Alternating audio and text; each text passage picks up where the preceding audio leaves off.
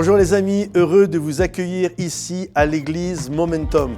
Nous croyons que l'église Momentum, au-delà d'être un bâtiment, que ce soit ici à Bordeaux, à Paris ou à Bruxelles, c'est avant toute chose une famille. Et si vous êtes à la recherche d'une communauté, sachez que nous serons heureux de vous accueillir à Momentum Sans Frontières. Vous avez juste à aller sur le site momentumsansfrontières.com et là c'est une plateforme où il y a des conseillers, où vous aurez la possibilité de pouvoir avoir quelqu'un qui va prier avec vous, qui va vous encourager. D'ailleurs, si vous désirez la prière, sur les chats, il y a un formulaire, vous avez juste à le remplir et un conseiller vous contactera. Et je crois vraiment qu'ensemble, nous allons pouvoir grandir. Également, si vous désirez nous bénir et nous encourager à travers tout le travail que nous faisons, que ce soit l'implantation, que ce soit le travail sur Internet, que ce soit nos clips musicaux sur Momentum Music, sur la chaîne YouTube, vous avez la possibilité de nous soutenir financièrement. Vous avez juste à aller sur monoffrande.fr et là, vous pouvez donner de manière ponctuelle ou de manière mensuelle, comme vous le désirez. En tout cas, mille merci pour votre générosité. Également, si vous allez être béni et encouragé, j'en suis sûr, vous avez juste à liker, partager, commenter également cette vidéo, le message que vous allez entendre dans quelques instants. Sans plus tarder, place à la louange et ensuite la prédication. Bonjour à toutes et à tous, bienvenue à l'église Momentum, j'espère que vous allez bien les amis. Est-ce qu'on pourrait accueillir tous ceux qui sont en ligne et les applaudir, les accueillir, Momentum Sans Frontières. On va chanter que Dieu est la lumière. Est-ce que vous êtes prêts? On y va tout le monde? Allons, on y va, hey. Partout sur terre, ta beauté nous éclaire. Partout sur terre, ta beauté nous éclaire. Quand tu es là, la nuit devient lumière. Tu es le fleuve qui jaillit du désert et le chemin au milieu de la mer. Hey!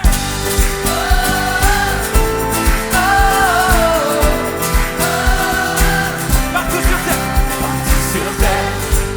ta beauté nous éclaire. Quand tu es là, la nuit devient lumière. Tu es le fleuve qui jaillit du désert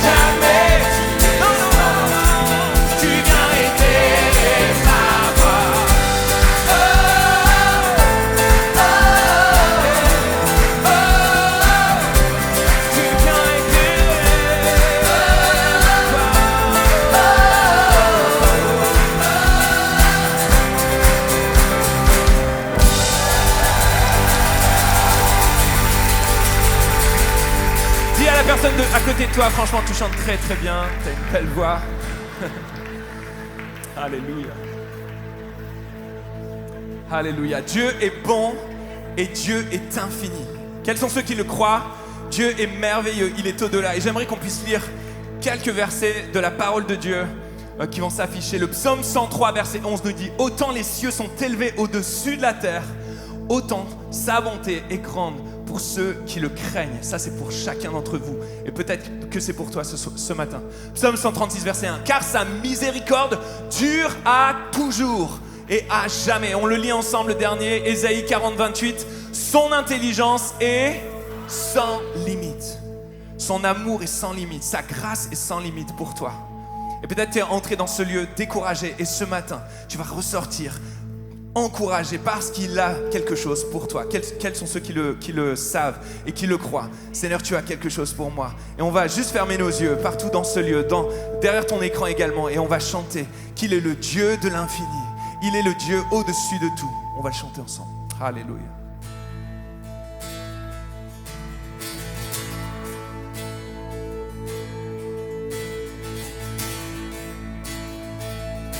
On chante, on y va.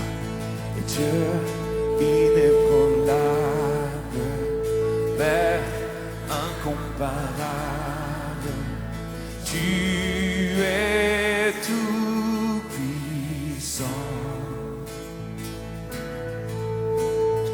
De ton cœur déborde la miséricorde pour tous tes enfants. Oh Dieu de l'infini, devant toi me voici, ta splendeur m'éblouit, je chante gloire, gloire, toi le Dieu trois fois saint, commencement et fin, le monde est dans ta main, je chante gloire, gloire à toi.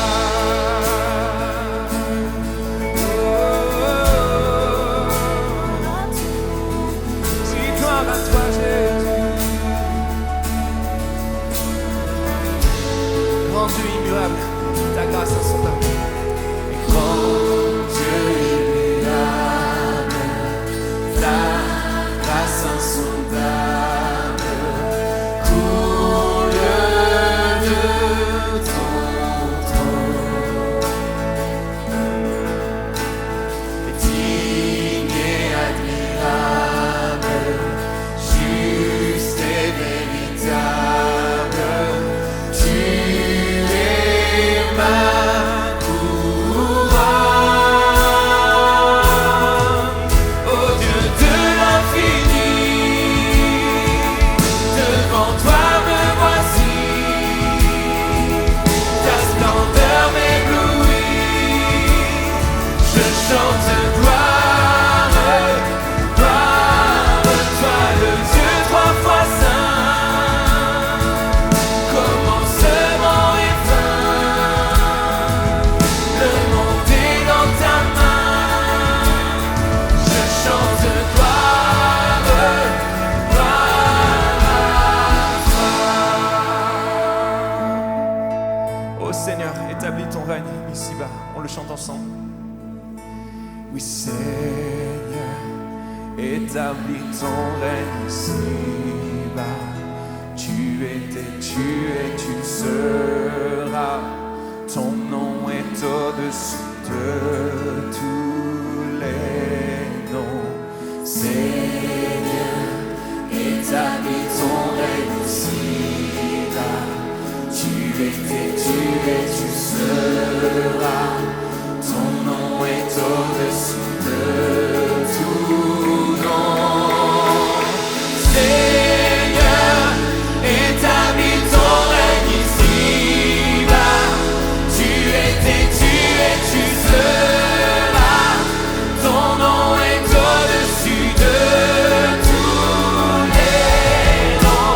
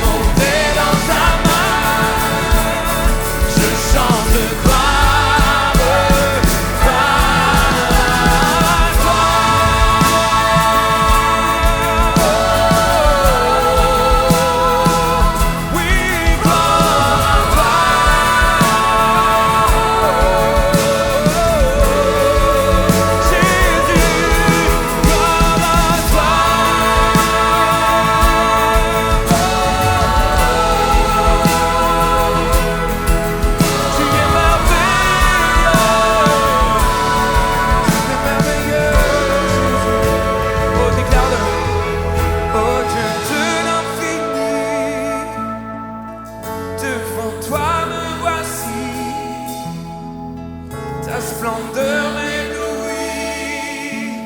Oui, je chante gloire, gloire, toi le Dieu, toi vois saint, commencement et fin, le monde est dans ta main. Je chante gloire, gloire à toi.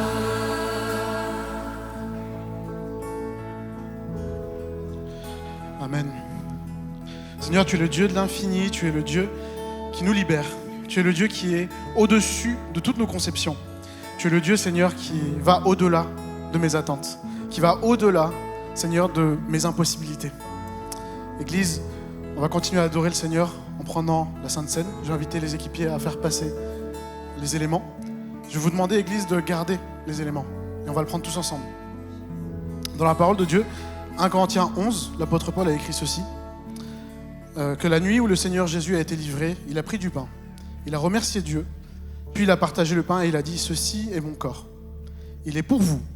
Faites cela en souvenir de moi. » Après le repas, le Seigneur a aussi pris la coupe de vin et il a dit « Cette coupe est la nouvelle alliance de Dieu, parce que mon sang est versé pour vous. Toutes les fois que vous en boirez, faites cela en souvenir de moi. » En effet, chaque fois que vous mangez ce pain et que vous buvez cette coupe, vous annoncez la mort du Seigneur jusqu'à ce qu'il vienne. Souvent, on a l'habitude de prendre ce passage pour parler justement et faire le déroulé de la Sainte Seine. Mais j'aimerais qu'on regarde ce passage un peu plus loin. J'aimerais qu'on regarde ce passage comme une invitation de la part de Jésus à vous dire « Prends le temps, viens t'asseoir à ma table. Viens t'asseoir dans le lieu où tu vas être posé, tranquille, avec moi. » Jésus nous fait cette invitation. Jésus nous donne cette invitation il veut prendre soin de nous. Et moi, une des choses où j'ai du mal avec cette invitation, c'est que je ne me laisse pas faire. Et ça me coûte de m'asseoir et de me dire, écoute, Seigneur, je te fais confiance. Je sais que ce que tu as à me donner là, à manger, c'est pas juste pour me faire du bien à mon corps, mais c'est pour faire du bien à mon âme. Tu viens me reconnecter avec mon Père. Tu viens me reconnecter avec celui qui m'a donné la vie. Tu viens me reconnecter avec celui qui a pensé, qui m'a créé. Avant même que les gens pensent à ma personne, toi, tu as pensé à moi. Et il y a cette invitation pour toi, ce matin, à venir t'asseoir à la table et à redonner ce qui te tracasse à Dieu, à redonner les défis à Dieu et dire, écoute, laisse-moi faire du bien à ton âme. Mais j'aimerais aussi qu'on aille un peu plus loin, qu'on annonce la mort du Seigneur jusqu'à ce qu'il vienne. C'est aussi un symbole fort que tu fais contre l'ennemi, que tu fais contre ce qui t'accable, que tu fais contre ce qui vient te perturber. Parce que quand tu prends le pain, quand tu prends le vin, tu es en train aussi de déclarer, écoute, je sais que mon Sauveur va revenir. Je sais que celui qui a vaincu la mort va revenir. Je sais que celui qui va venir me consoler de manière parfaite va revenir. Et je vais continuer à le prendre jusqu'à ce que ce jour arrive, jusqu'à ce que ce moment, je puisse le voir de mes propres yeux, le Dieu de l'impossible, le Dieu de l'infini qui vient me restaurer, me reconnecter parfaitement avec le Père. Et ce matin, c'est une invitation pour toi. Alors, Église, tout comme l'apôtre Paul nous l'a dit, il a pris ce corps, ce pain, il l'a rompu. Et c'est le châtiment qu'on aurait dû avoir, il l'a pris sur lui. Mangeons ensemble, les amis.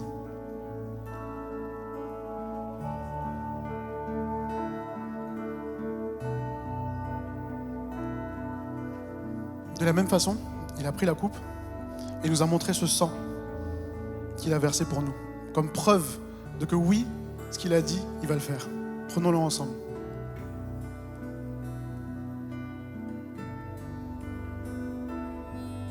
Je vais vous demander de prendre les coupelles, de les faire passer en bout de table pour faciliter le rangement. Et Église, je vous invite à prier. À prier avec moi. Dans ce sentiment que Dieu va venir agir dans notre situation. Que oui, nous sommes reconnectés avec Dieu le Père. Et que oui, nous sommes assis à sa table. Et nous pouvons lui redonner tout ce qui nous fait du mal. On prie ensemble, les amis ? Seigneur Jésus, je te prie, Père éternel. Je te prie, Père éternel, pour te remercier ce matin, Seigneur. Te remercier pour le sacrifice que tu as fait pour moi. Te remercier, Seigneur, parce que tu as pris les coups pour moi, Seigneur Jésus. Tu as voulu, Seigneur, prendre ma place, Seigneur. Là où tu ne méritais rien, Seigneur, là où tu n'avais commis aucune faute, Seigneur, tu l'as pris sur toi. Et tu nous as, Seigneur, donné cette alliance nouvelle, Seigneur, que nous faisons partie de ta famille, Seigneur. Et qu'un jour, à un moment donné, tu reviendras. Tu reviendras nous secourir, Seigneur, dans nos défis, dans nos problèmes, Seigneur. Tu viendras, Père éternel, nous apporter la paix, la consolation. Il n'y aura plus de mort, il n'y aura plus de maladie, il n'y aura plus de défis. Il n'y aura qu'un repos avec toi, pour toujours. Alors merci, Seigneur. Continue à faire du bien à ton Église, dans le nom tout-puissant de Jésus. Je vais vous inviter à continuer à louer avec ce chant et avec l'équipe de louanges.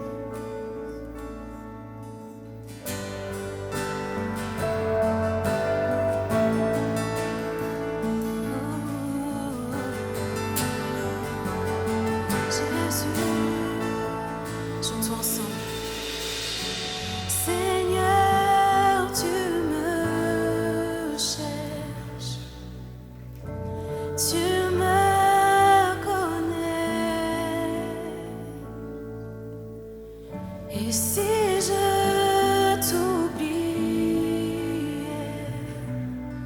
je sais que tu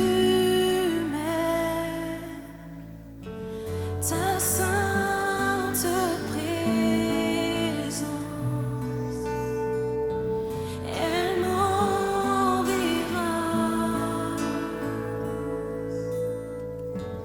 à chaque moment. Je sais que tu m'aimes, je sais que tu m'aimes. Oui, déclare-le. À la croix je me prosterne, où ton sang coula pour moi. Aucun amour n'est plus grand. Tu as gagné sur la mort, ta gloire remplit les lieux.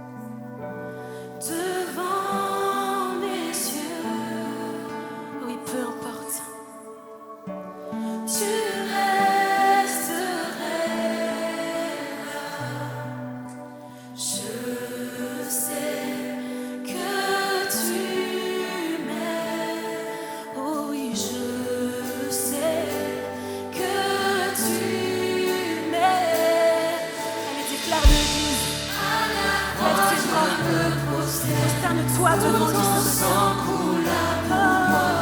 Aucun amour n'est plus grand. Tu m'as gagné sur la mort. Tu as gagné sur la mort. Ta gloire remplit les lieux très hauts. Rien ne peut nous séparer. À la croix je me prosterne. Pour ton sang coule la mort. Aucun amour n'est plus grand. Tu as gagné sur la mort. Ta gloire remplit les lieux très hauts. Rien ne peut nous séparer. Tu déchires le voile. Tu traces un chemin. Car tu as tout accompli. Tu déchires le voile. Tu traces un chemin. Car tu as tout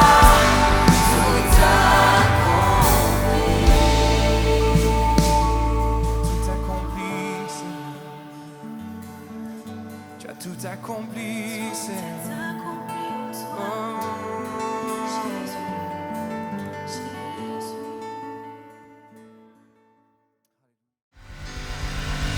Alléluia. Je suis sûr qu'on peut faire une plus grande ovation au Roi des Rois. Merci Seigneur. Alléluia. Et avant de reprendre ta place, salue 2-3 voisins à côté. Dis-lui, tu as bien fait d'être là ce matin. Vous avez bien fait d'être là ce matin. S'il y a parmi nous des visiteurs, juste si vous êtes là pour la première fois, là où les premières fois, levez votre main. Merci d'être avec nous. J'aimerais qu'on puisse les applaudir. Soyez les bienvenus. Merci d'être là et on en profite aussi pour saluer tous ceux qui nous suivent en ligne. Alors ce matin, j'ai un message particulier qui est sur mon cœur depuis un certain temps, mais j'aimerais l'introduire d'une manière spéciale en vous parlant de présidents français. Vous savez que nos présidents, ils font toutes sortes de choses pour se faire remarquer. Récemment, il y en a un qui portait des lunettes noires et qui avait un petit accent, fort chaud. Mais il y en a d'autres, et ça remonte à une époque beaucoup plus lointaine, où juste Sam et moi-même étions encore présents pour se souvenir d'eux. Il s'agit du président Valéry Giscard d'Estaing. Quelques-uns s'en souviennent ? Ouais, levez pas votre main, pardon.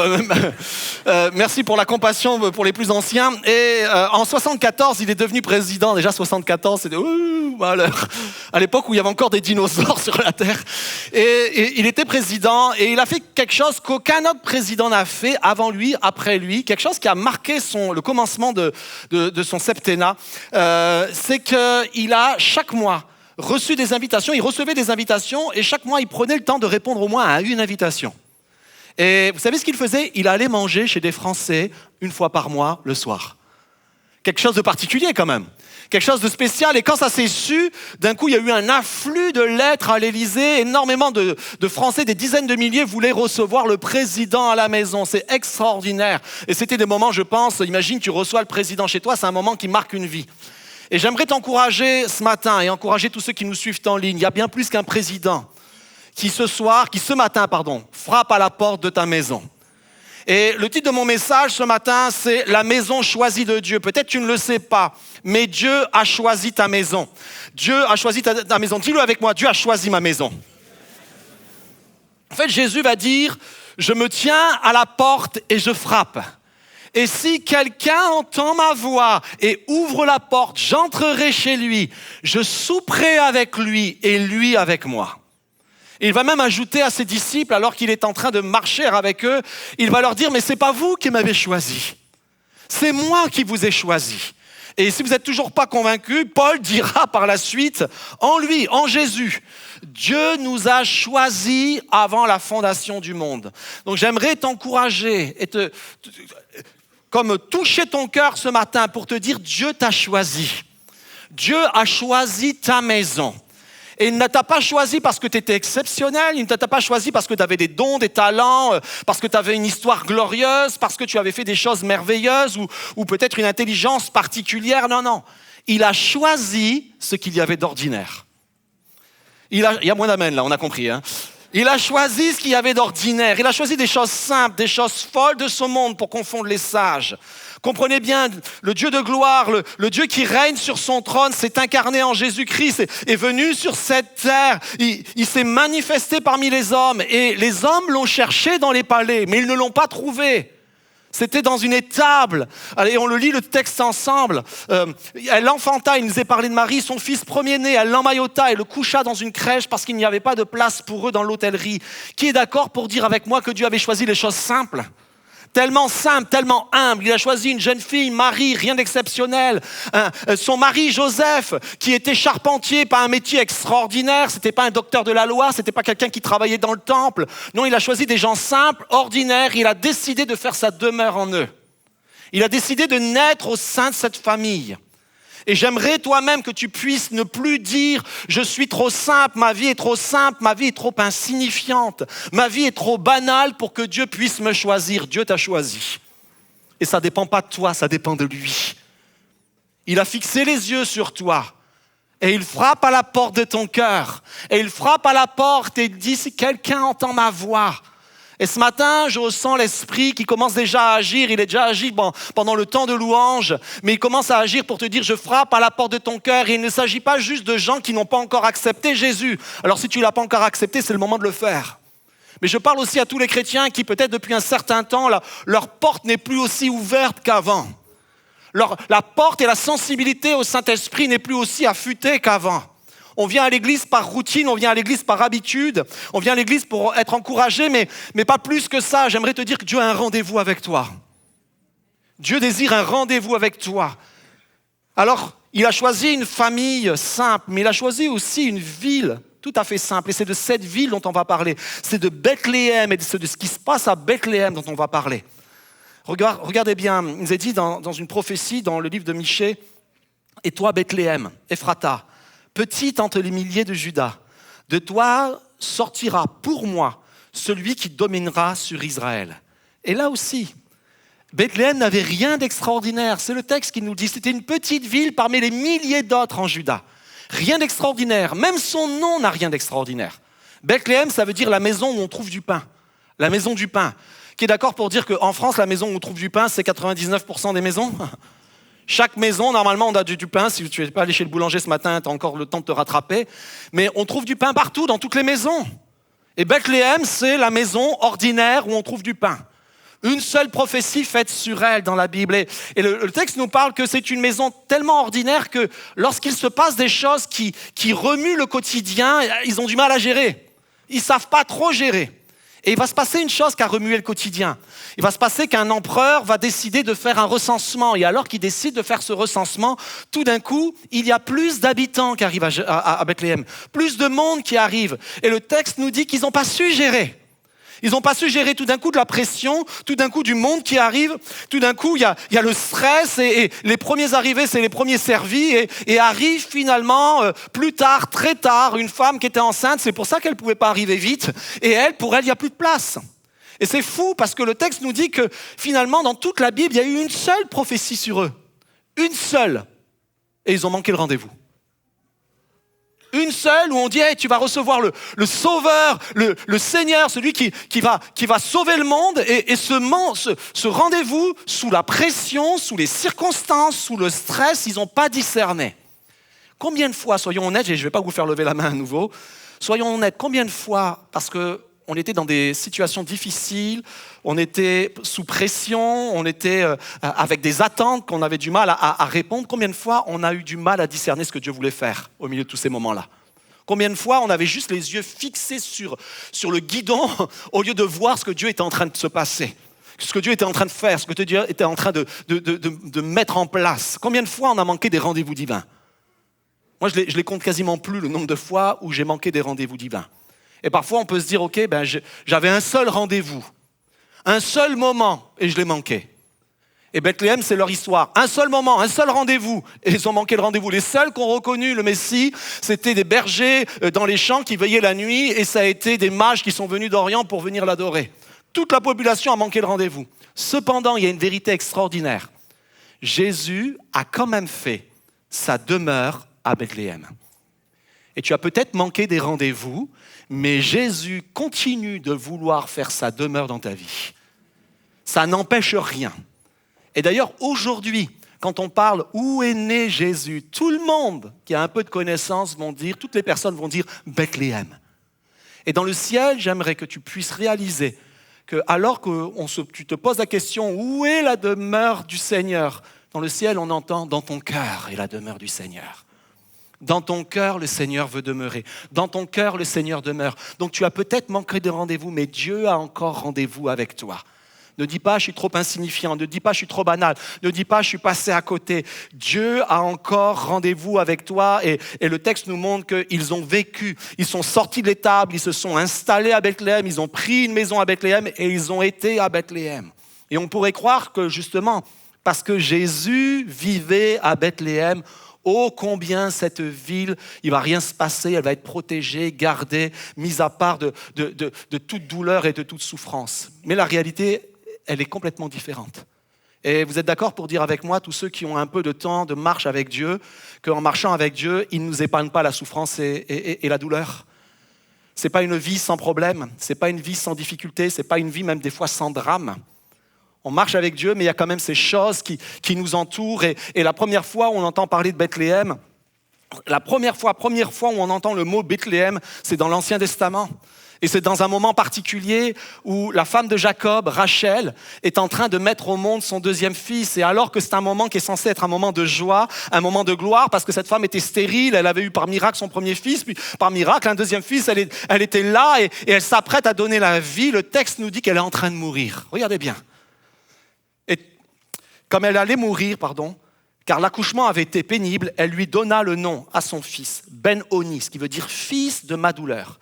Rachel mourut et fut enterrée sur le chemin d'Ephrata qui est Bethléem. En fait, Rachel, dans un moment où elle donne la vie, où elle va apporter la vie, elle va perdre la sienne. Et il y a quelque chose de paradoxal dans cette ville de Bethléem qui va se répéter plusieurs fois. C'est cette cohabitation entre la vie et la mort. Cette cohabitation entre des promesses merveilleuses, un enfant nous est né, et d'ailleurs le père va changer son nom parce qu'il ne voulait pas que cet enfant porte le nom d'une souffrance. Alors il va dire, on va l'appeler Benyamin, fils de ma droite, on va lui enlever Ben-Oni, fils de ma douleur. Mais dans un moment de souffrance ultime, dans un moment où Rachel ne voit pas d'avenir, et elle semble ne plus avoir d'avenir, et alors elle crie toute sa douleur, elle exprime toute sa souffrance en appelant son fils comme cela. Et parfois, dans la vie chrétienne, il y a ces deux réalités. Et je veux un moment de profonde honnêteté. Je veux qu'on puisse vivre ensemble. Un moment de profonde honnêteté. Ne pas se cacher derrière des versets. Ne pas se cacher derrière des promesses peut-être qu'on a imaginées. Mais être face à la réalité. De se dire, Dieu est à Bethléem. Mais à Bethléem, il y a quand même la vie. Il y a la vie, merci. Mais il y a aussi la mort. Et les deux se côtoient. Et ce n'est pas la seule fois, parce que ça c'est l'histoire de l'Ancien, c'est l'histoire de Bethléem dans l'Ancien Testament. Mais l'histoire de Bethléem dans le Nouveau Testament, c'est identique. C'est pareil, il y a la naissance d'un sauveur, c'est un moment glorieux, c'est un moment où le ciel s'ouvre, c'est un moment où les anges chantent, c'est un moment où des gens viennent de partout pour adorer le roi des rois, quelque chose de merveilleux et de glorieux, mais en même temps il y a un drame qui se joue. Et regardez ce drame, quand Hérode se vit jouer par les marges, sa fureur fut extrême. Il envoya tuer tous les enfants de 2 ans et en dessous qui étaient à Bethléem et dans son territoire, d'après l'époque qu'il s'était fait préciser par les mages. Alors s'accomplit ce qui avait été annoncé par le prophète Jérémie. Une voix s'est fait entendre à Rama, des pleurs et beaucoup de lamentations. C'est Rachel, et vous allez voir que ce nom va ressortir plusieurs fois. C'est Rachel qui pleure ses enfants. Elle n'a pas voulu être consolée parce qu'ils ne sont plus. Et moi, ce verset m'a toujours frappé, m'a toujours interpellé. Parce que juste quelques versets avant, un ange apparaît à Joseph et lui dit « Tu vas fuir avec le petit enfant ». Et il s'enfuit. Révélation, il s'enfuit. Et en même temps, le drame frappe toute cette ville. Et la parole de Dieu, elle est extrêmement transparente. Elle aurait pu cacher ces versets. Elle aurait pu, non, n'aie crainte, les choses ne vont pas se passer comme ça. Mais il y a une phrase qui me touche et qui me perturbe. Rachel n'a pas voulu être consolée. Le drame était si grand, le drame était si fort qu'elle ne pouvait pas voir Dieu dans cette situation-là. Combien de fois, autour de nous, ou peut-être même dans notre propre famille ou dans notre propre histoire, on a vécu des drames si forts qu'on a comme élevé la voix vers Dieu en posant des questions, peut-être comme ces gens de Bethléem. Où es-tu, Dieu? Où es-tu au milieu de ma souffrance? Où es-tu au milieu de mon malheur? Est-ce que tu es encore présent? J'ai l'impression que tu t'es enfui, j'ai l'impression que tu as fui. Où es-tu, Dieu? Et j'aimerais pouvoir inviter Karine, s'il te plaît, Karine Ligori, j'aimerais qu'on l'applaudisse. Elle va venir partager un témoignage particulier. C'est le témoignage de la cohabitation entre ces deux réalités, entre la vie et entre la mort. Et comment tu vis, Karine, et comment tu as vécu, Karine, cette réalité justement de cette saison de douleur, et comment tu peux nous la partager, cette réalité? Alors, j'ai vécu une saison de douleur particulière qui concernait ma maman, en fait. Elle est tombée malade, elle a eu le cancer des poumons. Et nous, on était tout jeunes mariés avec Pascal et on a tout de suite basculé dans la réalité de la maladie de ma maman. Donc, on allait la visiter, elle a suivi des traitements lourds, la chimiothérapie. Et au fil des mois, on voyait que son état ne s'améliorait pas. Et on était inquiets, mais on priait pour la guérison. Parce que je suis issue d'une famille chrétienne, donc on s'est mobilisés, on a organisé des réunions de prière et on priait pour la guérison. On se réunissait chaque semaine, on priait pour ça. Et on n'envisageait qu'une seule issue, c'était la guérison.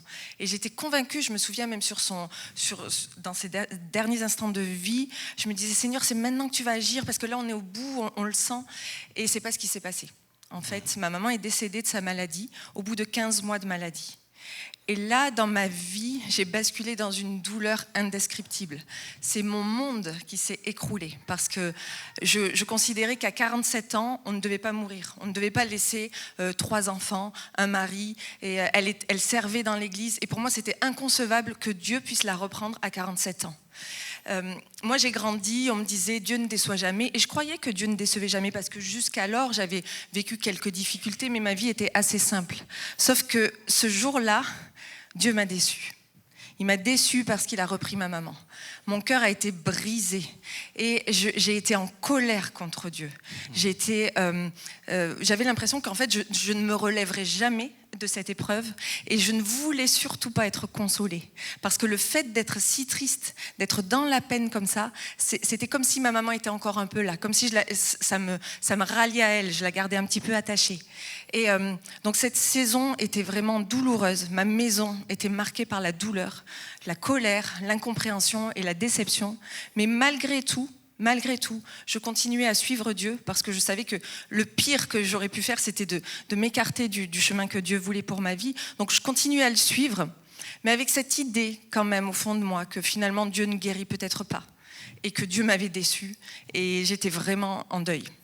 Et par la suite, dans ta propre chair, qu'est-ce qui s'est passé pour toi? Alors pour moi, quelques années après le décès de ma maman, je suis moi-même tombée malade. Du jour au lendemain, j'ai eu un souci à l'oreille interne et je suis tombée malade, je tenais plus debout, c'était très compliqué pour moi de me nourrir. Et puis les médecins ne trouvaient pas vraiment ce que j'avais. À chaque examen médicaux, on faisait une découverte supplémentaire. Donc j'ai eu énormément de diagnostics, tumeur de l'oreille interne, tumeur du cerveau, maladie de Crohn, maladie auto-immune, sclérose en plaques. J'avais plein de diagnostics comme ça, mais on ne trouvait pas d'issue. Et au fil des mois, mon état s'aggravait, comme pour ma maman. Au fil des mois, on sentait bien que c'était plus la mort qui allait arriver que la guérison. Pourtant, on priait pour la guérison. On priait pour ça, mais sachant que tout pouvait arriver. Et moi-même, je priais pour la guérison, mais je me disais, au final, tout peut arriver. Après tout, maman est décédée de sa maladie. Et au bout de 15 mois de maladie, j'en ai eu assez, en fait, d'être dans cet état. Et j'ai dit, Seigneur, je vais rechercher ta face et rechercher ce que tu vas faire dans ma vie. Et là, en recherchant Dieu, j'ai compris qu'il allait me guérir. J'ai eu la conviction vraiment profonde qu'il allait me guérir et même qu'il m'avait guéri. J'ai mesuré que la croix, c'était aussi la guérison. Et que la guérison avait été actée il y a des milliers d'années. Et que dans le monde invisible, j'étais déjà guérie, c'était juste une question de temps pour que ça se voit dans le visible. Et le dimanche, on s'est rendu au culte, un culte comme ça. Mais en fait, c'était pas un culte comme ça, parce que c'était un culte où j'avais un rendez-vous avec Dieu. Et peut-être que ce matin, c'est un culte où toi, tu as un rendez-vous avec Dieu. Et ce rendez-vous, j'ai voulu le saisir. J'ai compris, j'ai dit, Seigneur, c'est aujourd'hui que je suis guérie. Et c'est comme si Dieu me tendait la guérison sur un plateau et que je n'avais qu'à la saisir. Et c'est ce que j'ai fait. J'ai pris la guérison, j'ai dit, dans le nom de Jésus, je suis guérie. Et à ce moment-là, toute ma vie a changé. J'ai repris des forces, j'ai repris de l'appétit, j'ai retrouvé l'équilibre, j'ai pu marcher, courir, retrouver un travail. J'ai vraiment repris vie. Tout simplement. Ce qui est particulier dans mon histoire, c'est qu'au bout de 15 mois, ma maman est décédée. Et moi, au bout de 15 mois de maladie, Dieu m'a guérie.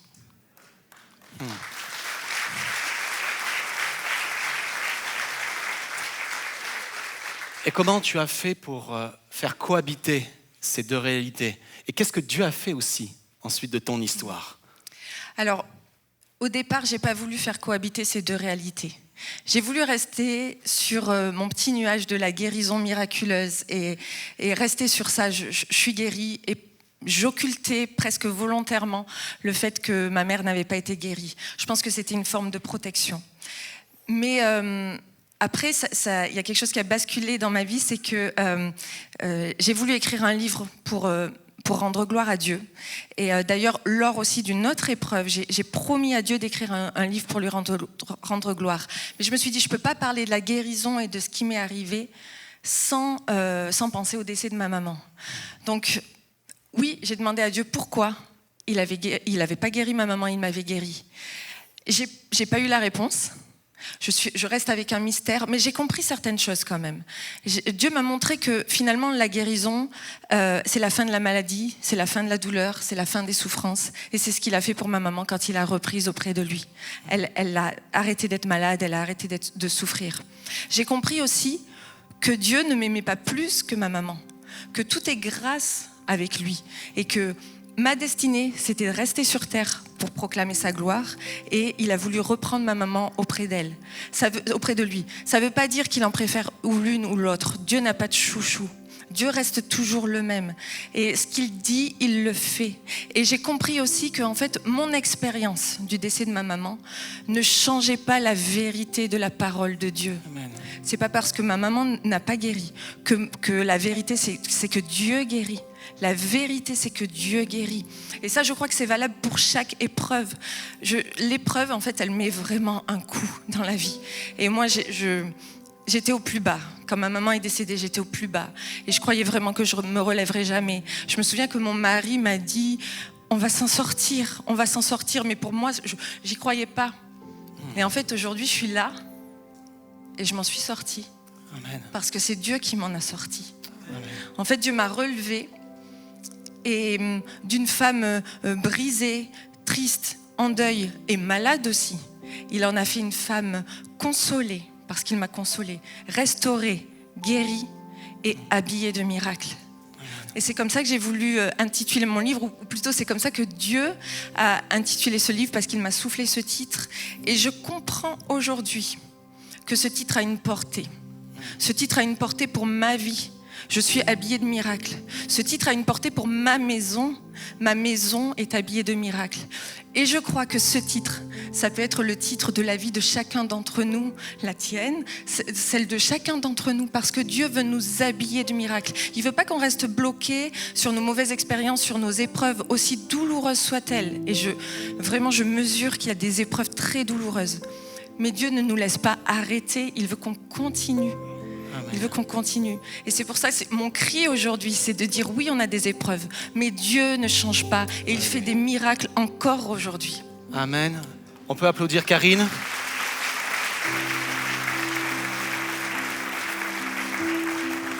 Elle n'a pas fait qu'écrire un livre que vous trouverez à la sortie, mais il y a aussi un chant qui a été composé sur ce livre. Et je vais inviter Ben à venir nous l'interpréter. Et je vous prie vraiment de prendre et de recevoir chacune de ces paroles.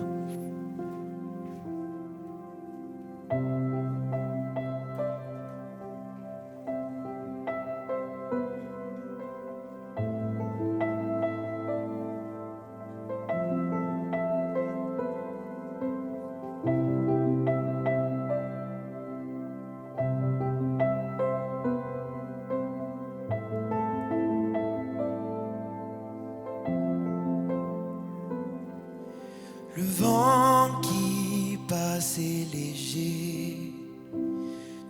est calme, mon âme est apaisée. Des rires s'élèvent dans ma maison. Ma foi éclaire chaque saison. Soudain la tempête frappe et tout me glace.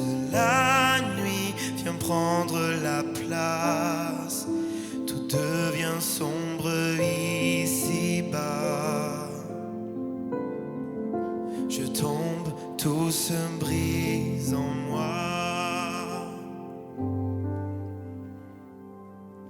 Oui, malgré la douleur, et quand je perds espoir, donne-moi la force de t'apercevoir. Tu écris mon histoire et je sais que tu veilles sur moi. Revêtu de ta lumière, habillé de miracles.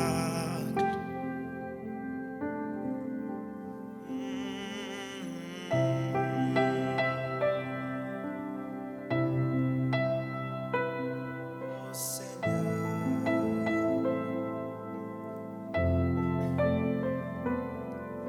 je m'incline devant toi et humblement ma prière monte à la croix. Je sens ta main posée sur moi. Ma vie rejaillit, je te vois. Oh, oh, oh. Le ciel s'ouvre dans ma vie. Je suis en paix, mon corps entier guéri. Je n'oublierai jamais ta grâce. À toi, Seigneur, soit toute la gloire.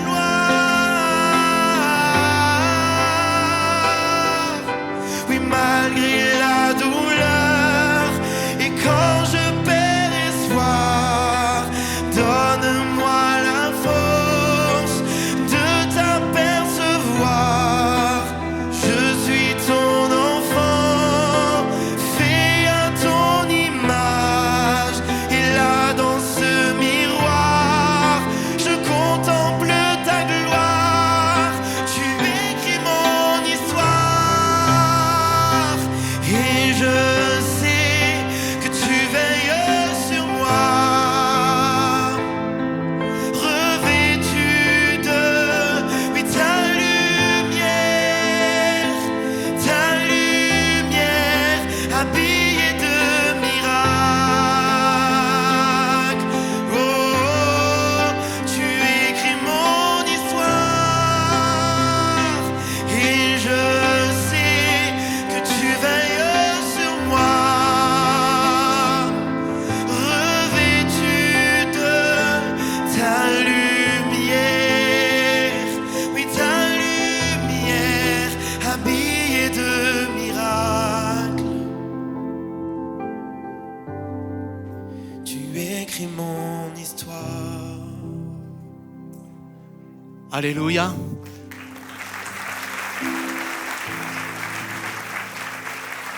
Jésus n'a pas fini d'écrire ton histoire. Là, tu penses qu'elle s'est arrêtée à un moment donné. Tu penses qu'elle ne continuera plus. Tu penses que la vie, la joie, c'est plus pour toi. Mais Jésus n'a pas fini d'écrire ton histoire. Alors certes, ta maison est une maison de souffrance, mais Dieu a choisi d'y habiter, d'y demeurer. Et peut-être, comme on l'a entendu, à travers tous ces questionnements, tu te demandes Seigneur, où tu es. Est-ce que tu vas me répondre un jour? Et parfois, la seule réponse que Dieu va te donner, c'est sa présence. Sa présence est la réponse. Et cette histoire, c'est l'histoire de Karine, c'est l'histoire de la ville de Bethléem, c'est l'histoire de cette femme, Rachel. C'est l'histoire dans Acte 12 qu'on peut voir où il nous est parlé de Jacques. Jacques qui est un des trois les plus proches de Jésus. Il y avait Jacques, Jean son frère et Pierre. Ils étaient là dans toutes les expériences spirituelles intenses de Christ. Ils ont vu Christ transfiguré, ils ont vu Moïse, ils ont vu Élie, ils ont vu des choses et vécu des choses extraordinaires. Ils ont été au plus près de Jésus. Et à un moment donné, l'adversité, l'opposition est venue sur Jacques et un roi Hérode, un descendant de ce roi fou, est venu et s'est mis à régner. Il y aura toujours un Hérode sur notre route. Il s'est mis à régner, il a décidé de faire emprisonner Jacques. Et il fait emprisonner Jacques et il le condamne à mort. Et le texte nous dit que Jacques meurt, il est tué. Puis Pierre est emprisonné dans la même prison, par le même roi, avec le même verdict, la même condamnation. Et le lendemain, il s'apprête à être exécuté. Et dans les deux sens, dans un sens comme dans l'autre, l'Église prie. Le texte nous dit que l'Église priait. Les mêmes prières montent au ciel. Et Pierre, il y a un ange qui lui apparaît la nuit, qui lui enlève les chaînes, qui ouvre la porte et il sort de la prison. Waouh! Pourquoi, Seigneur? Pourquoi, Seigneur, ces deux réalités? Et j'aimerais terminer ce temps avec cette perspective. Et j'aimerais t'encourager. Ta maison, ma maison, verra la consolation. Ta maison, ma maison, verra la consolation. Il y a quelques semaines de cela, lors d'un temps de jeûne et prière, j'ai partagé sur cet homme qui s'appelle Siméon. Et la Bible nous dit que Siméon attendait la consolation d'Israël. Et la consolation d'Israël, faut bien comprendre, c'était pas juste un concept, c'était pas un verset qu'il attendait, c'était pas une émotion, une sensation qu'il attendait. La consolation d'Israël, c'est le Messie, c'est le nom du Messie, c'est un des noms du Messie. Et Siméon attendait cela, et parce qu'il attendait cela, parce qu'il avait une attente divine, parce qu'il avait une attente qui était reliée au ciel, le ciel a fini par lui répondre. Et si tu attends des choses du ciel, si tu attends des choses divines, Dieu va finir par te répondre. Et voici ce qui nous est dit concernant la réponse de Siméon. Il attendait la consolation d'Israël, et l'Esprit Saint était sur lui. Le Saint-Esprit lui avait révélé qu'il ne mourrait pas avant d'avoir vu le Messie du Seigneur. Il ne mourrait pas avant d'avoir vu la consolation. C'est le même message que Jésus a dit dans les Béatitudes, parmi les premiers versets, au-delà de la porte d'entrée qu'il parle, qu'il va dire, c'est « Heureux les humbles, car le royaume des cieux est pour eux ». Derrière juste cette phrase, il commence son message et sa prédication en disant « Heureux ceux qui pleurent, car ils seront, dites avec moi, consolés ». La consolation est ce que Dieu veut te donner. Alors la consolation, ce n'est pas une idée, ce n'est pas un concept, ce n'est pas une sensation. La consolation, elle a un visage, c'est Jésus. Et Siméon l'a reçu dans ses bras. Tu ne recevras pas Jésus dans tes bras. Grande révélation, mais Jésus va te recevoir dans ses bras. Et Jésus attend de te recevoir dans ses bras. C'est ce qu'il veut faire. Et on en revient à cette Rachel dont je vous ai raconté l'histoire. Et Rachel, en fait, revient sans cesse par rapport à Bethléem. C'est la femme qui n'a pas voulu être consolée. Et quand Matthieu va décrire cette situation et qu'il va choisir ce verset, c'est inspiré par l'Esprit. Et il va faire référence au prophète Jérémie, où ce verset est cité. Et en fait, ce verset est cité dans un contexte très particulier, qui est le contexte de la pire douleur, de la pire crise pour Israël et pour Dieu dans l'histoire d'Israël dans l'Ancien Testament. C'est le moment où Israël est assiégé. Elle est sur le point de tomber. Jérusalem est la dernière ville encore fortifiée et elle est sur le point de céder et tout est sur le point d'être détruit. Et non seulement le peuple d'Israël il ne devrait en rester plus rien, Jérusalem va être détruite, mais même le temple, le lieu saint va être détruit. Tout s'apprête à être dévasté. Et le texte nous parle de cela. Regardez, on le lit ensemble. Ainsi par l'Éternel, on entend des cris à Rama, des sanglots, des larmes amères. Rachel pleure sur ses fils.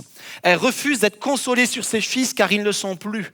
C'est ce verset que Dieu cite, que Dieu a voulu que l'on cite dans Matthieu. Et pourquoi ça nous est parlé de cela? C'est parce qu'en fait, à Rama, c'était le lieu où on rassemblait tous les prisonniers.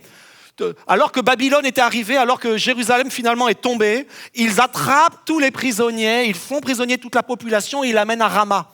Et Rama, c'est le dernier lieu où ils sont encore tous ensemble, parce qu'ensuite ils vont être dispersés aux quatre coins du royaume de Babylone. C'est la dernière fois que le peuple existe en tant qu'entité. Et là, Rachel représente toutes les mères en Israël. Elle représente toute cette souffrance des mamans qui vont voir leurs fils, leurs filles partir de droite et de gauche sans espoir d'un retour. Et il y a des pleurs, il y a des cris, il y a des larmes amères. Et en fait, lorsque Dieu regarde la situation de Bethléem, il dit, ce moment de souffrance absolue dans ta vie, c'est aussi mon moment de souffrance absolue. C'est le moment où j'ai souffert pour mon peuple, où j'ai vu les larmes de mon peuple. En fait, il s'identifie à ta souffrance. Il s'identifie à ce moment-là. Mais le moment ne s'arrête pas là.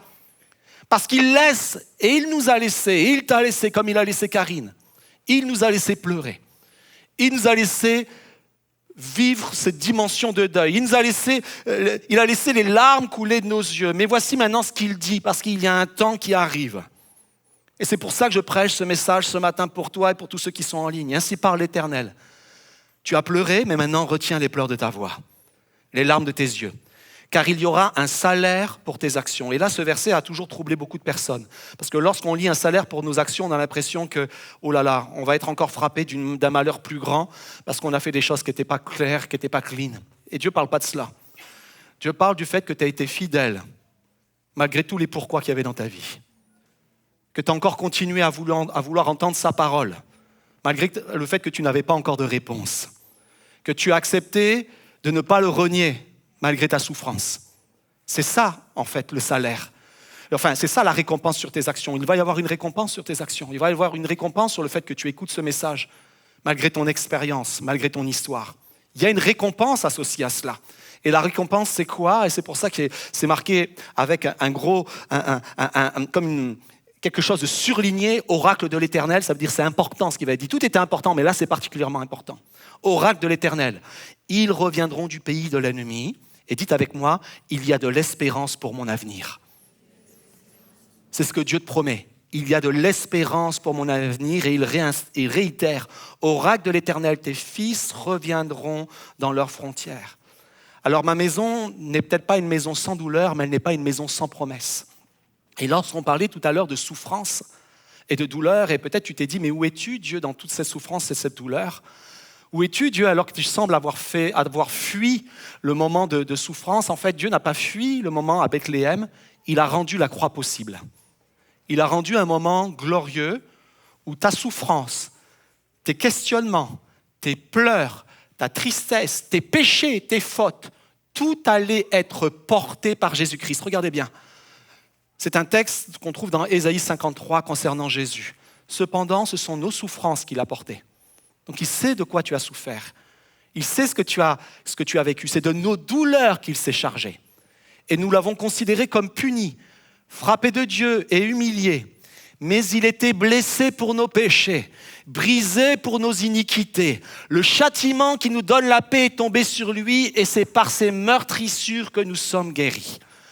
À la croix, Jésus a pris tout ton poids. À la croix, il a posé toutes les mêmes questions que tu t'es posées en disant « Mon Dieu, pourquoi m'as-tu abandonné ?» À la croix, tout ce que toi tu portes en ce moment, toute ton histoire, tout ton vécu, tout ton questionnement, toutes tes fautes, tous tes péchés, il les a portés. Il a été revêtu de ton malheur pour que toi, tu sois habillé de miracles. Pour que toi, il y ait quelque chose qui change dans ta vie. Je vais inviter les musiciens à revenir. En fait, il y a un espoir. Et il y a un avenir pour tous ceux qui se sentent oubliés. Et si tu te sens oublié aujourd'hui, ce message en fait est pour toi. Dieu ne t'a pas oublié. Le temps des pleurs est terminé. Maintenant est venu le temps des promesses. Et donc Dieu t'a donné 2 réponses. La première réponse, c'est sa présence. Et la deuxième réponse, c'est qu'il y a des promesses pour ta propre vie.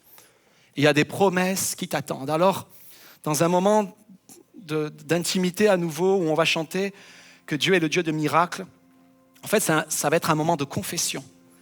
Et j'ai déjà présenté plusieurs fois ce chant, c'est un chant que j'aime énormément. Pour les appels, il est extraordinaire parce que ce chant a une histoire. Il a été écrit par un homme qui s'appelle Chris Kilala. Et cet homme, quand il a écrit ce chant, c'est pas dans un moment de victoire absolue, lorsqu'il a remporté la guérison, le miracle dans sa vie, c'est quand il a perdu son fils, son petit garçon de 2 ans. Et alors qu'il perd son petit garçon de 2 ans, il a voulu confesser devant Dieu et devant les hommes que Dieu reste le même. et que le Dieu de miracles est toujours vrai et toujours là. Et j'aimerais alors qu'on va se lever tous ensemble, et je vais revenir dans un instant pour prier pour vous. J'aimerais que tu puisses commencer à confesser. Même si tu as du mal encore avec le confesser avec ton âme, confesse-le par ta bouche. Ouvre le canal qui était fermé depuis un certain temps.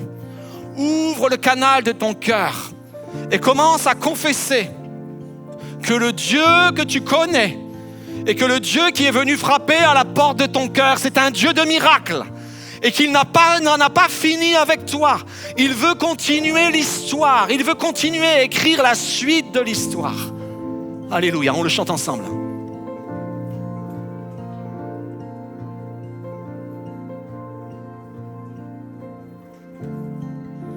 Le Dieu qui peut rendre la vue est présent tout autour de moi, présent tout autour de moi. Le Dieu qui peut nous faire entendre, vient apaiser toutes mes craintes, apaiser toutes mes craintes. Oui, je crois en toi. Oui, je crois en toi. Tu es le Dieu de miracles. Oui, je crois en toi. Oui, je crois en toi. Tu es le Dieu de miracles. C'est ma confession, Jésus. Tu es le Dieu de miracles.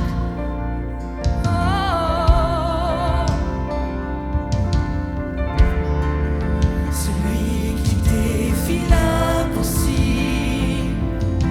attire à lui, me renouvelle, attire à lui, me renouvelle. Celui qui a vaincu la mort, sa vie se répand dans mes veines, sa vie se répand dans mes veines. Oui, je crois en toi. Oui, je crois en toi. Tu es le Dieu de miracles. Oui, je crois en toi. Oui, je crois en toi. Tu es le Dieu de miracles. Oui, je crois en toi. Oui, je crois en toi. Tu es le Dieu de miracles. Oui, je crois en toi. Oui, je crois en toi. Tu es le Dieu de miracles. Alléluia. Alors que les têtes sont baissées, que les yeux sont fermés. Je priais pour vous tout à l'heure et j'avais cette image sur mon cœur et qui concerne beaucoup de monde ici. Et ça te concerne peut-être aussi en vidéo. Je voyais comme une chaîne, une chaîne qui attachait ton pied et qui était reliée à un pieu.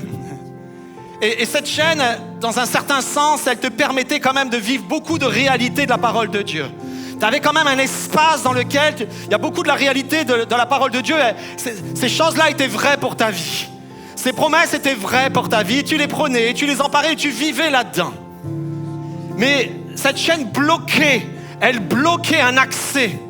Et elle bloquait à l'accès au miraculeux de Dieu. À cette dimension de miracle. Et ce pieu, c'est ton histoire, c'est ton passé. C'est l'événement qui t'a blessé. C'est la réponse que tu n'as pas eue. Ce pieu, c'est le drame qui a marqué ta vie, c'est comme une marque, c'est comme quelque chose qui t'a été comme un fer rouge marqué dans ta chair. Et tu te dis, ça ne cicatrisera jamais. Mais le temps a commencé par venir. Et le temps a fait que la cicatrice a pris place. Et maintenant, Dieu proclame non plus un temps où ta blessure est oubliée, mais il proclame un temps où tu vis la liberté. Il est là sur ta vie. Il est là devant la porte de ta vie. Il te dit maintenant, j'ai ouvert un espace devant toi. Un espace où Tu ne pleureras plus, un espace où tu ne pleureras plus sur ce pieu, tu ne pleureras plus sur les choses que tu as perdues, mais tu te réjouiras de tout ce que j'ai préparé pour toi. Et ce temps est venu. Et j'aimerais que plusieurs ce matin, et je plaide encore avec le Saint-Esprit, que plusieurs saisissent cette invitation de la part de Dieu. Et si c'est ton cas, alors que les têtes sont baissées, les yeux sont fermés, si c'est ton cas, si tu as besoin de cela ce matin, si tu ne croyais plus au miracle, si tu croyais que le miracle c'était pour les autres mais pas pour ta vie, lève ta main ce matin. Lève ta main et je vois des mains se lever partout dans ce lieu.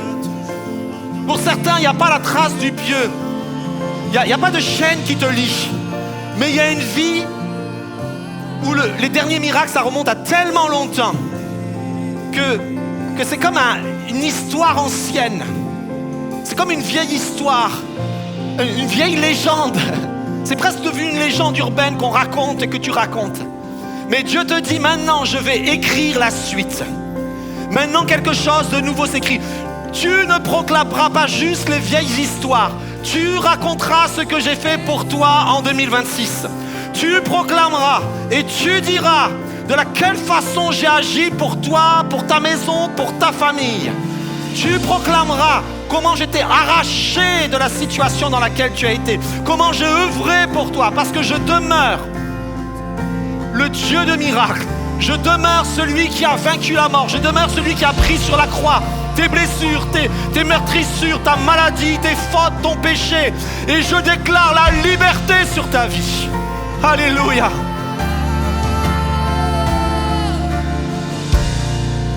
Tu es de toute éternité.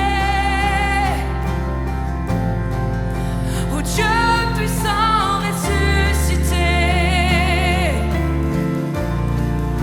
Tu es celui qui donne vie. Tu es le Dieu de miracle.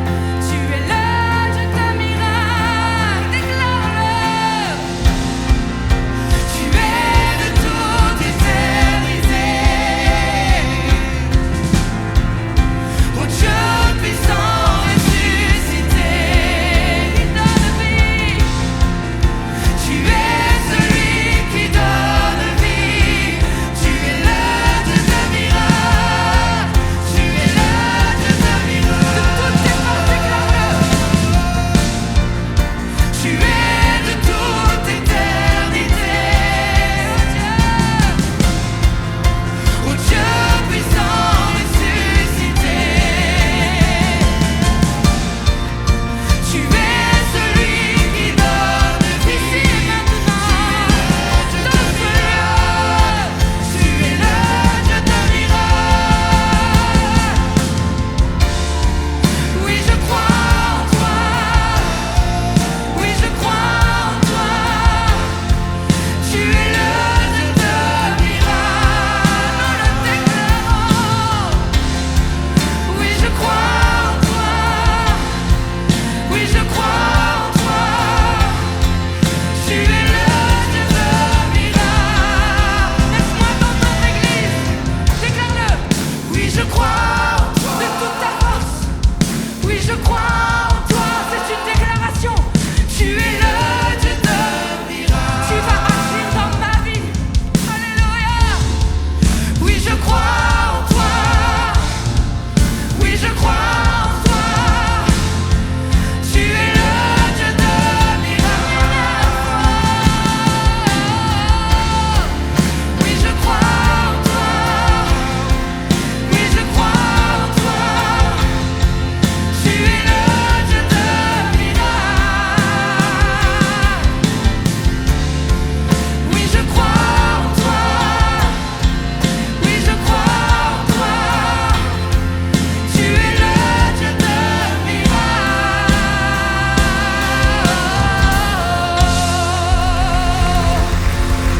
Est-ce qu'on peut acclamer le Dieu de miracle? Alléluia. Alléluia. Alléluia. Il est le Dieu de miracle. Et je veux déclarer, proclamer que dans ce lieu, ce matin, ont pris place des miracles. Que des corps ont été guéris, que des vies ont été libérées, que des chaînes ont été brisées, que la consolation est descendue sur les cœurs. Amen. Nous espérons que vous avez été bénis à travers le temps de louange et également le message. Nous espérons qu'il a été pour vous une source de grâce et de bénédiction. Également, si vous avez besoin de prière, sur le chat, vous avez la possibilité de remplir le formulaire. Un conseiller va vous rappeler. Pensez également à liker, partager, commenter cette vidéo. Et pour tous ceux qui désirent nous soutenir, allez directement sur monoffrande.fr. Et merci pour votre générosité. Pour ceux qui veulent des ressources, tous les matins, on peut se retrouver. Je fais une petite vidéo d'inspiration de 3 minutes qui s'appelle Starter.